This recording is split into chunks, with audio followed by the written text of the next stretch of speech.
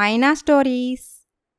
చెల్లెలు సౌజన్య తల్లి కాబోతుందన్న వార్త వినగానే అక్క రాజేశ్వరికి కాళ్ల కింద భూమి కంపిస్తుంది. ఆమె పట్టలేని కోపంతో రగిలిపోతుంది. రాజేశ్వరి తనలో తాను, ఎంత పని చేసిందిది, నేను చెప్పినట్లే నడుచుకుంటుందనుకున్నా. కాని నేననుకున్నంత అమాయకురాలు కాదిది. ఇక దీన్ని ఇంట్లో నుండి పంపటం కష్టమేనేమో. ఏంటి రాజేశ్వరి, అలా మౌనంగా ఉండిపోయావు? నీ చెల్లి అంత మంచి శుభవార్త చెప్తే. ఏమీ లేదండి, సంతోషంలో అలా ఉండిపోయాను. అలాగా? మీ అమ్మా నాన్నకు కూడా ఫోన్ చేసి ఈ శుభవార్త చెప్పు అని అక్కడి నుండి వెళ్ళిపోతాడు నరేష్. చిచ్చి, నాకు ఇలాంటి కర్మ పట్టిందేంటో. ఏమైందక్కా?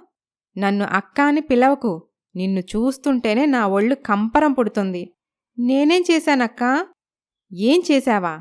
ఒక పక్క నీ అక్క అయిన నేను చావు బ్రతుకుల మధ్య కొట్టుమిట్టాడుతూ హాస్పిటల్లో పడుంటే నా గురించి ఆలోచన లేకుండా బాధపడటం మానేసి ఇక్కడ చాలా సంతోషంగా ఉన్నావు.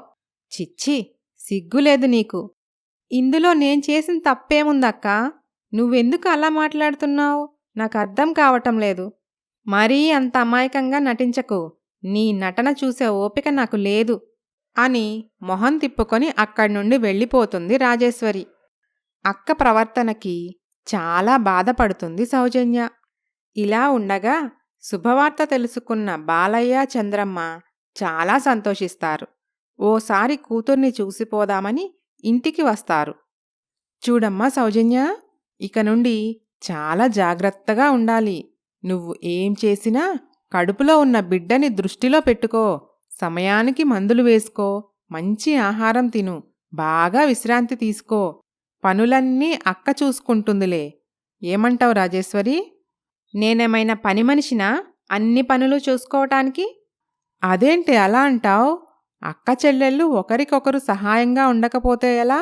నీకు ఆరోగ్యం బాలేనప్పుడు నీ చెల్లి నీకు ఎంత సహాయంగా ఉంది. ఈ ఇంటి భారం మొత్తం తన భుజాలపై వేసుకుంది. మర్చిపోయావా? ఎలా మర్చిపోతాను? అలా చేసే కదా నా కొంప ముంచింది.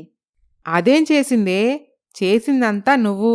నీ స్వార్థం కోసం నీ చెల్లిని నీ భర్తకిచ్చి రెండో పెళ్లి చేశావు. ఇప్పుడు అమాయకురాల్ని చేసి ఆడిపోసుకుంటున్నావా? ఇది అమాయకురాలేమీ కాదు. మాయ చేసి నా భర్తని, నా బిడ్డని నాకు దూరం చేసింది. నా కన్న బిడ్డే నన్ను పరాయిదానిలా చూస్తుంది. దీనంతటికీ కారణం ఇదే. చూడమ్మా రాజేశ్వరి, పసిబిడ్డలు కల్లా కప్పడం ఎరుగరు. ఎవరు ప్రేమ చూపిస్తే వాళ్ళ దగ్గరికి వెళ్తారు. కాస్త ఓపిక పట్టు. నీ బిడ్డ నీ దగ్గరికి తప్పకుండా వస్తుంది. ఈలోగా మీ ఇద్దరు సౌతులుగా మారి ఇంటిని నరకం చేయకుండా అక్క చెల్లెలుగా ఆప్యాయంగా ఉండి మీ ఇంటిని స్వర్గసీమగా మార్చుకోండి. మీ ఇద్దరూ సంతోషంగా ఉంటేనే మేము సంతోషంగా ఉంటాం అని ఆ అక్క చెల్లెళ్ళకి హితవులు చెప్పి ఇంటికి బయలుదేరుతారు వారి తల్లిదండ్రులు. కాని రాజేశ్వరి ప్రవర్తనలో పెద్దగా మార్పు రాదు. నరేష్ గర్భవతి అయిన సౌజన్యను చాలా ప్రేమగా చూసుకుంటూ ఉంటాడు. తన చెల్లిని ప్రేమగా చూసుకోవటం రాజేశ్వరి తట్టుకోలేకపోతుంది. ఇలా ఉండగా కొద్ది రోజులకు సౌజన్యకి పండంటి బాబు పుడతాడు. వారసుడు పుట్టటంతో నరేష్ చాలా సంతోషిస్తాడు. రాజేశ్వరి మాత్రం సౌజన్యని చూసి చాలా అసూయపడుతుంది.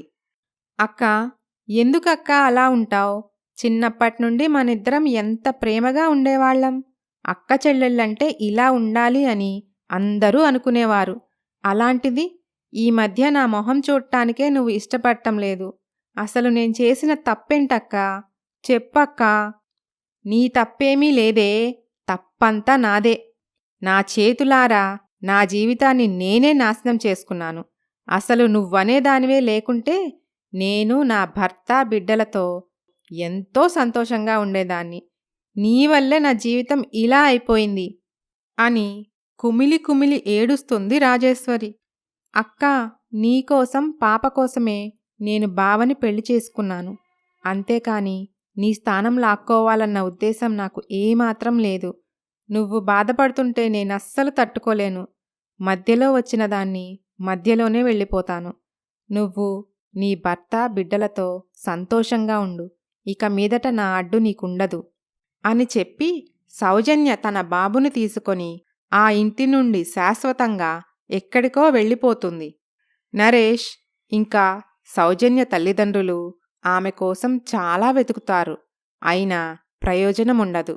ఓ రోజు నరేష్తో రాజేశ్వరి, ఏమండి, మీరు నన్ను నమ్ముతారు కదూ? అదేంటి అలా అడుగుతున్నావు రాజేశ్వరి? నీపైన నమ్మకం నాకెప్పుడూ ఉంటుంది. అయితే మీకో నిజం చెప్పాలి. నేను ఇంతకుముందు నా చెల్లి విషయంలో గొడవపడింది మీపై ఉన్న ప్రేమ, ఇష్టం, గౌరవంతోనే.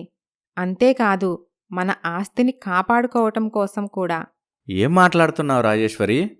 అవునండి, మీరనుకున్నంత మంచిదేమీ కాదు నా చెల్లి.